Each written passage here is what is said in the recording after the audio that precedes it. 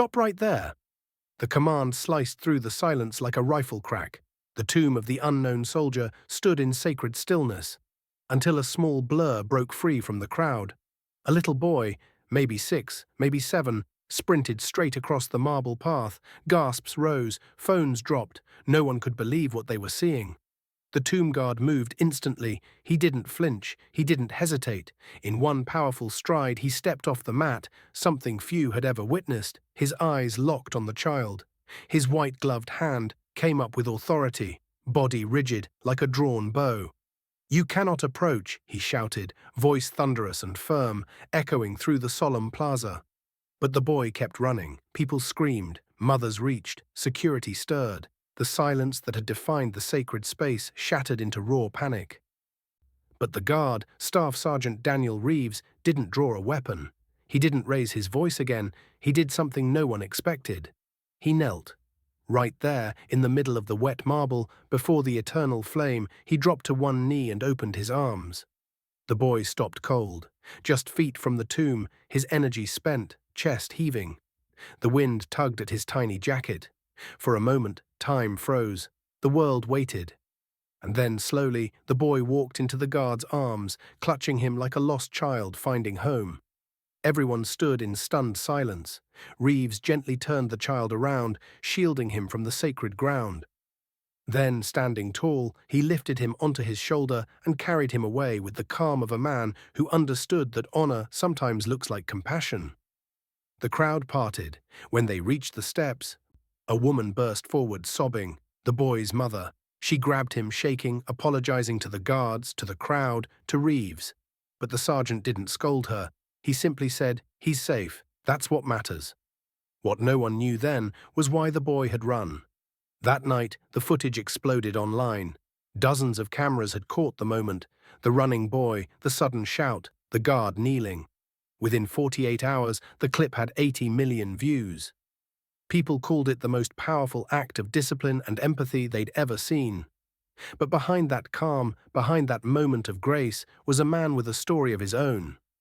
Sergeant Reeves wasn't just any guard. He had served 3 tours overseas, buried friends whose names are now etched in granite.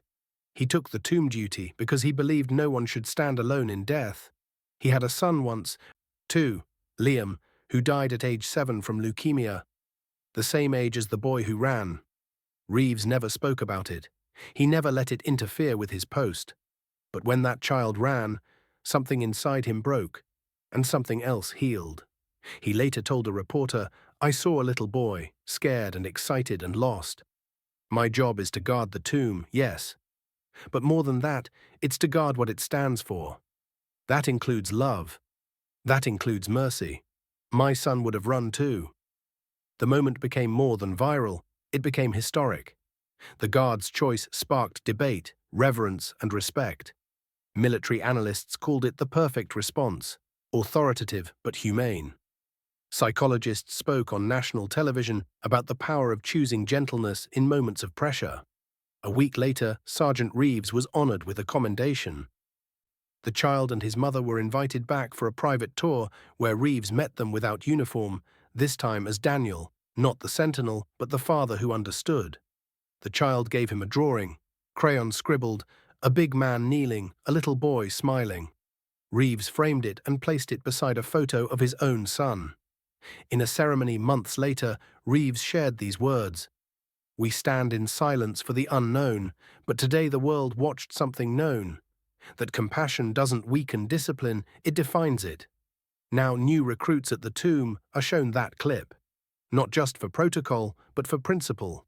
Not just for how to guard the mat, but how to guard humanity." The image of the kneeling guard is etched in public memory. It shows up in textbooks, murals, even in a children's book titled The Boy and the Sentinel.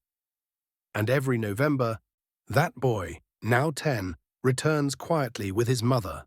He lays a flower at the tomb, and somewhere in the shadows, Reeves watches with a soft nod.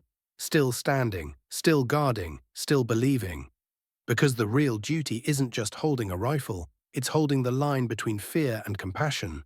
It's knowing when to shout and when to kneel. Respect is not silence, it's action. Sometimes the boldest act of honor is to meet chaos with calm.